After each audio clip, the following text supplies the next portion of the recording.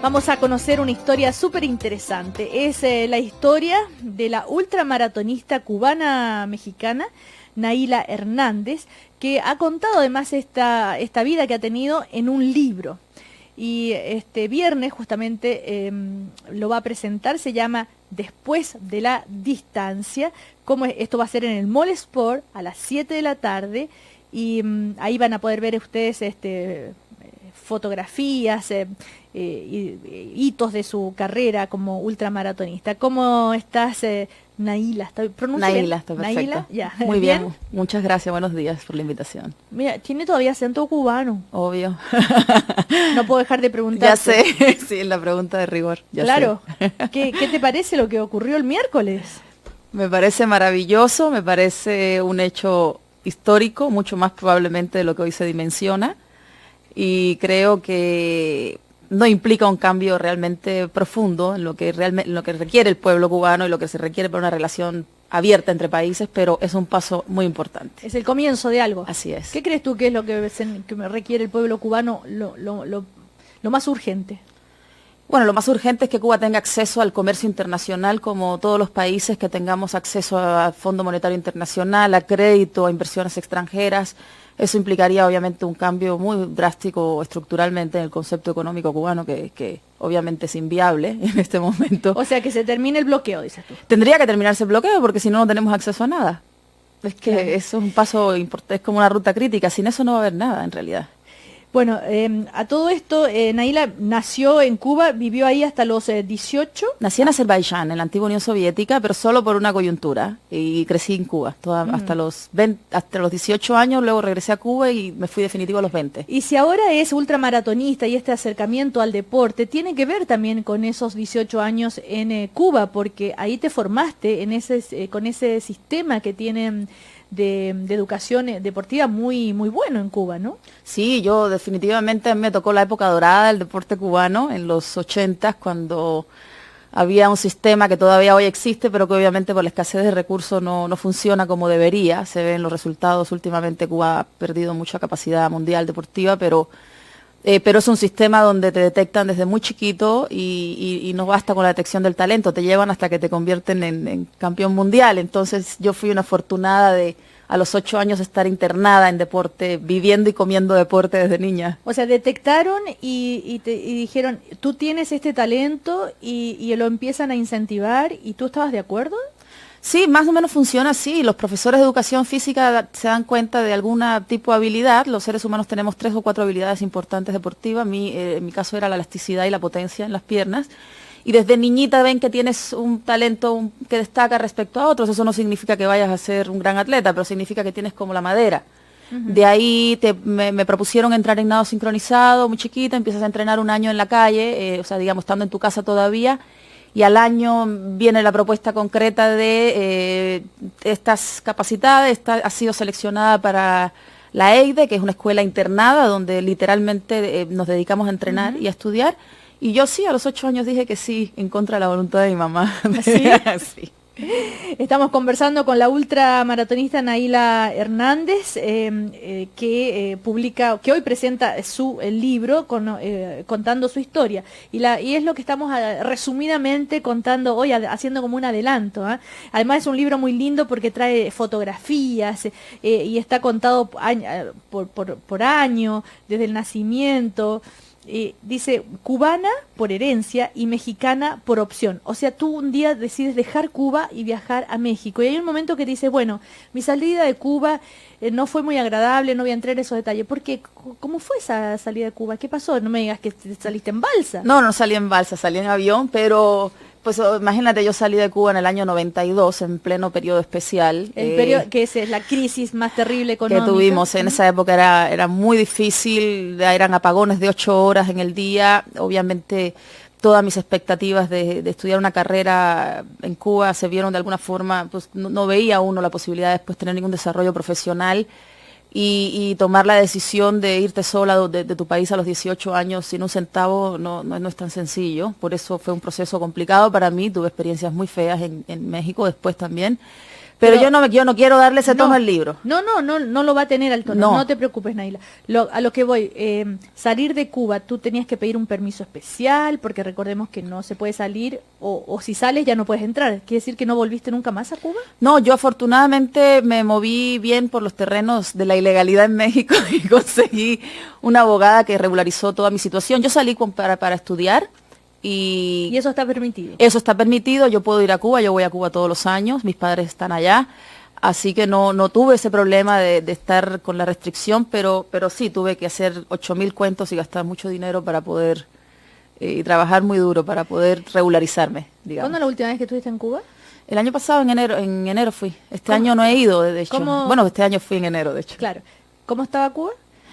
Bien, o sea, yo noto que está mejor que en los años 92, 94, pero es un país que está con un retraso económico fundamental, un deterioro de toda la infraestructura terrible, un desánimo bastante generalizado de las generaciones que vinieron detrás de mí, que no sé, la gente que tiene ahora 20 y tantos años, 30 años, no tiene mucha proyección real. Igual el cubano es una raza bendecida por Dios. Tenemos un carácter que solamente los cubanos podemos sobrevivir en una situación de 50 y tantos años de depresión, de necesidades, de escasez de cosas.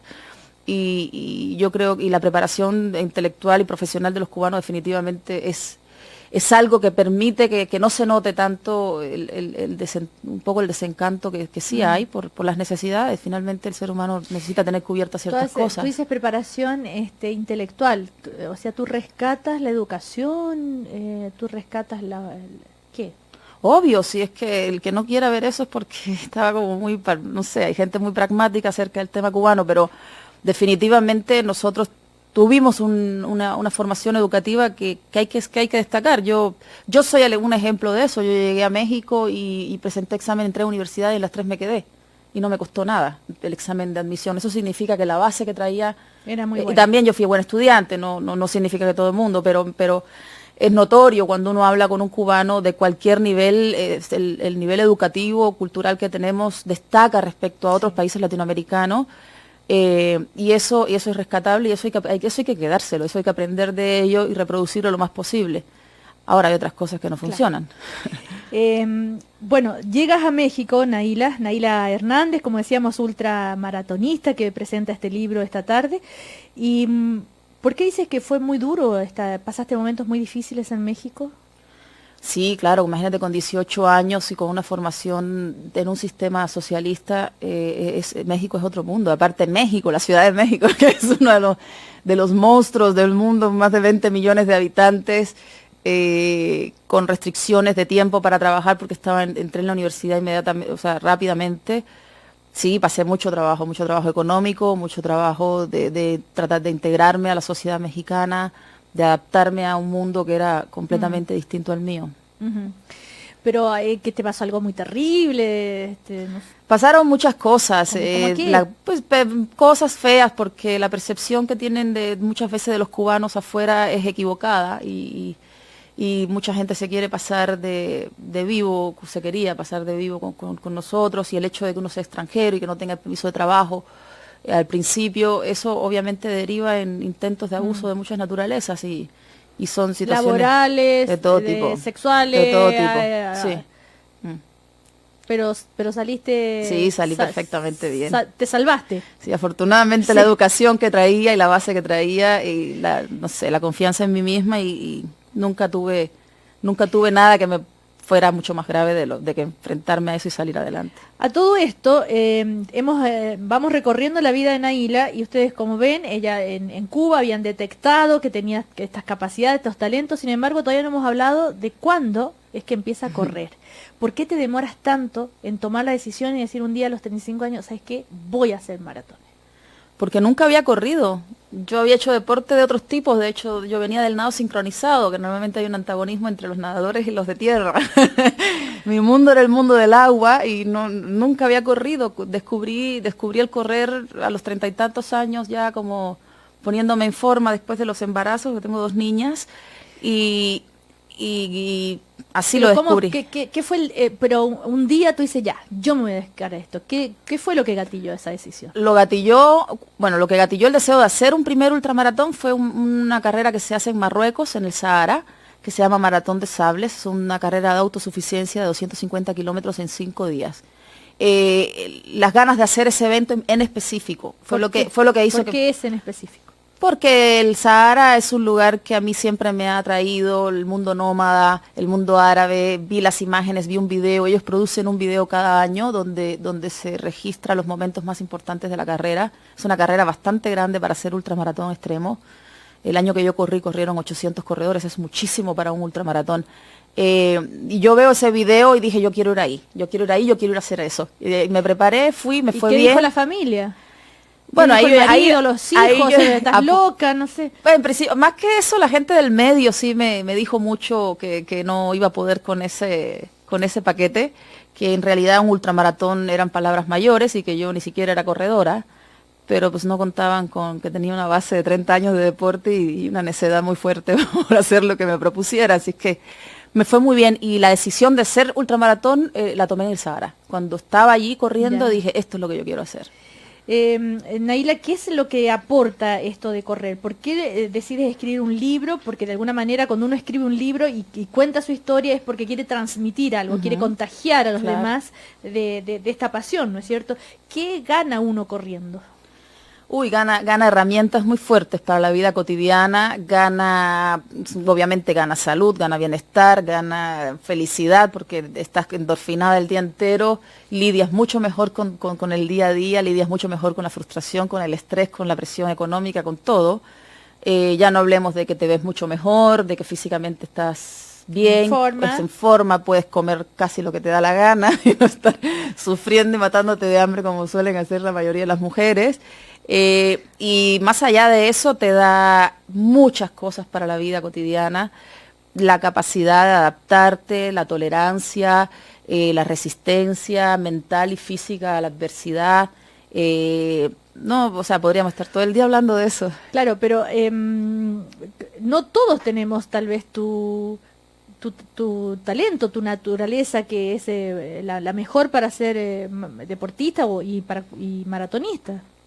No, lo que pasa es que no tiene que ser a través del ultramaratón. Si lo importante es obviamente que lograr que culturalmente, que es un poco respondiendo a tu pregunta de para qué es este libro. Bueno, el libro es en función de muchas cosas, tiene muchos objetivos. Uno de ellos es dejar un legado a mis hijas que hoy no entienden del todo lo que yo hago. Pero el más importante es el de la congruencia con el sueño de cada persona. Y una persona que se conecte con su sueño individual, con su sueño personal y luche por él y lo convierta en viable en su vida personal, habrá ganado parte de lo que estamos conversando, habrá ganado tolerancia, resistencia, congruencia, muchas cosas que le van a funcionar en el resto de su vida. El libro se llama, recordemos, Después de la distancia, Naila Fernández, claro, porque ella toma distancia y observa cómo ha sido su vida, cómo ha llegado a esto, todo lo que ha logrado, y entonces lo puede contar, ¿no es cierto? Si tú tuvieras que describir cuáles son los hitos de tu carrera como ultramaratonista, ¿cuáles son los que rescatan, los que más orgullo te provocan? ¿Como resultado deportivo te refieres? ¿Sí? Bueno, sin duda, haberme convertido en la primera mujer iberoamericana que hizo los 4 desiertos, obviamente es un hito deportivo. Luego fui la primera mexicana que hizo Badwater. Badwater, los que no corren probablemente no lo saben, pero los que hacen ultramaratón sabemos que es un ícono del ultramaratón. Está considerada por National Geographic como la carrera más dura del mundo.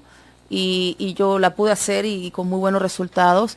Y este año para mí fue una experiencia única deportivamente porque completé un Grand Slam, hice 800 kilómetros en 6 meses y algo, en los 5 continentes, en 5 terrenos distintos. Entonces, cada carrera te deja tantas cosas, todos son hitos en realidad. Seca, ¿no? Además, por ejemplo, en Chile, el desierto más árido del planeta, que fue el escenario del segundo ultramaratón, ahí también. Con el Atacama, sí. Atacama es uno de los lugares privilegiados míos del mundo. Atacama, hay varios eventos deportivos en la zona y yo muchas veces los chilenos no tienen ni idea o no se dan cuenta, o valoran. no valoran la verdad, la maravilla del lugar que tienen. Es un desierto de una belleza, de una hostilidad, pero de una belleza única en el mundo. Y yo he tenido la fortuna de correr varias veces allá y es maravilloso, aparte que tiene una energía única también. ¿Cuántas horas corres por día tú normalmente? Varía. Cotidianamente, digamos. Es que varía mucho porque depende del momento y para lo que esté entrenando. Y muchas veces entreno menos de lo que quisiera. Por trabajo, tengo mucho trabajo y muchas responsabilidades. Pero ¿Por qué? ¿En qué trabajas tú? tengo una comercializadora de logística en México y tengo en Chile Rompiendo Límites con Cristian Sivekin, que nos dedicamos a todo el universo de correr. Aparte tengo 2 hijas de 11 y 9 Claro. años, imagínate la cotidianidad no es sencilla. Supongamos, Naila, que no es para prepararse para una ultramaratón ni nada, sino para seguir en forma, para tener las endorfinas, en fin. ¿A qué hora sales a correr? ¿Cuánto corres? ¿Dónde? En general corro, si estoy acá en Chile, corro unos 18 kilómetros, 20 kilómetros, normalmente en el Cerro San Cristóbal. Eso es como, digamos, lo más típico que hago, ¿A qué pero hora? hago otras cosas. En las mañanas trato de dejar a las niñas en el colegio y me voy directo a entrenar, de tal forma que para mediodía estoy en función de trabajo. Es que quisiera, más que usar la palabra entrenar, a ver si nos puedes transmitir esto, que yo jamás voy a correr una maratón, ni la ultra, ni la nada, pero tal vez puedo correr un poco. Pues sí, es que a eso. es dar el paso, es salir de tu casa y darle la vuelta a la manzana, es activarte deportivamente. Una persona que empieza con media hora que va intercalando entre caminar y trotar, créeme que va a sentir una diferencia importante. Obviamente, no sé, una persona que entrena para maratón no necesita más allá de 1 hora, 1 hora y media al día. Esa es la realidad. Es mucho menos de lo que le dedicamos a ver televisión. Es cuestión de elección, es cuestión de darle el valor que tiene el deporte, debería ser como comer. Ahora, muchos dicen, ¿cómo correr en Santiago, una ciudad llena de contaminantes? Al final corremos y nos enfermamos más. No, porque correr te da muchas más defensa y te hace más resistente. Esos son mitos, son puros pretextos para no pararse a hacer. Y luego andamos caminando en los moles y caminando, o sea, es exactamente lo mismo. Y además en Santiago hay tantos lugares donde salir que puede una persona, en vez de pasar 3 horas dando vueltas, viendo tiendas, podría irse al cerro a caminar con sus hijos o en bici. ¿Qué zapatillas, más que la marca, no importa si dice la marca, pero las características de la zapatilla para correr, ¿qué dirías tú? Que te queden bien, en realidad la base tecnológica de casi todas es la misma, es puro cuento la mayoría, me van a odiar, pero es la verdad. ¿Cómo que es puro cuento? Las zapatillas juegan muy poco en las lesiones. A mí me viste Brooks México, deportivamente, pero que sean técnicas, que sean de correr, no salgan con zapatillas de tenis ni con zapatillas de fashion, o sea, tienen que ser zapatillas de correr, obviamente. ¿Qué características tienen las zapatillas de correr? Las zapatillas de correr tienen una calza distinta a las otras porque tienen una estabilidad, un nivel de amortiguación diferente. Hay para diferentes tipos de pisadas, hay personas que pisan hacia adentro, hacia afuera, para no hablar de términos técnicos, y gente que pisa neutral.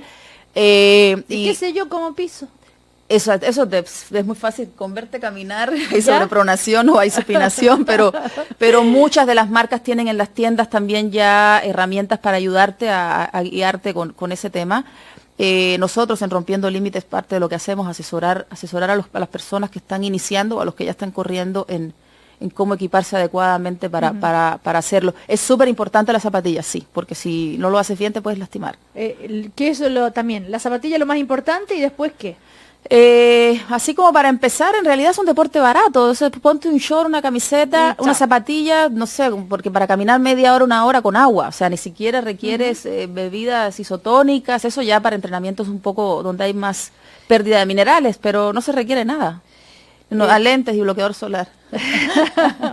Claro, ahora en verano bloqueador solar, por favor. Sí. Ahora, tú dices, cada cierto tiempo reviso si estoy luchando lo suficiente por mis sueños, si me dejo desgastar por la cotidianidad, por la dinámica a mi alrededor, siempre busco regresar porque creo que es la forma de vivir que quiero. Así es. O sea, Y eso esa reflexión nos puede servir a todos, hagamos lo que hagamos, ¿no? Obvio, si es que es lo que te digo, el correr y lo que yo hago, finalmente, porque ese es mi sueño, y mi sueño se llama correr ultramaratones, pero aplica la misma lógica y aplica la misma congruencia y los mismos principios, la misma metodología, si le quieres llamar, a todo. Sencillamente yo estoy sujeta a las mismas presiones que todo el mundo para orientarme hacia hacer otras cosas que me alejan de lo que yo quiero hacer, y hay que tener la humildad de cada cierto tiempo recapitular cómo te estás saliendo de ese mundo y regresar a él. ¿Cuál es el próximo desafío, Nayla? El año que viene vamos a cruzar el desierto de Atacama, Cristian Sivekin y yo, 1.200 kilómetros, una expedición, lo ha hecho una sola persona en el mundo, Raise Up, un canadiense.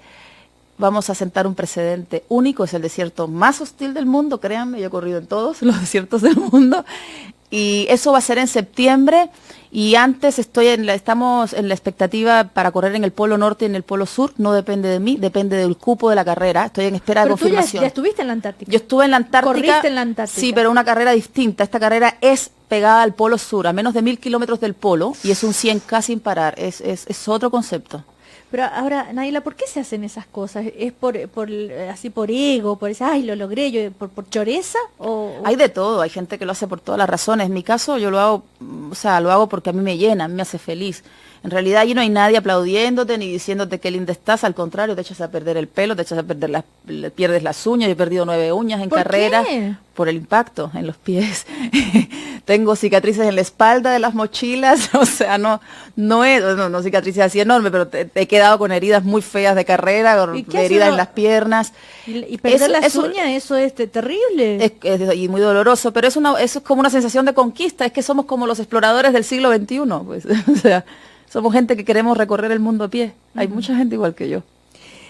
Bueno, este es el libro entonces, como ven, una historia apasionante, se llama Después de la distancia, y este viernes lo va a presentar ahí en el Mall Sport a las hoy sí, a las 7. Este viernes, sí.